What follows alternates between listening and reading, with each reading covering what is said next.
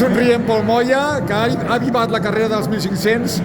Bueno, has agafat 10 metres de diferència amb la resta perquè la carrera anava molt lenta, no? Sí, ha sigut una cursa molt lenta i jo anava molt tancat, no sabia per on sortir i en pista coberta al final el primer que dispare té molt guanyat i he vist el passadís per dins i he dit ara o mai. I fins a l'età, fins on he arribat. El bronze entrava dintre de les teves possibilitats? Home, sabia que estàvem allà, la veritat que pensava que la taula no doblaria, sincerament, i tenia més possibilitats si ell no hagués corregut, no? Al veure-la ahir vaig dir, que se'm complica la història, però, bueno, mira, una molt bona cursa que crec que ha merescut aquest bronze, entre cometes, perquè no ens el portem cap a casa, però com si fos. Campions internacionals, europeu i mundial, com ho veus?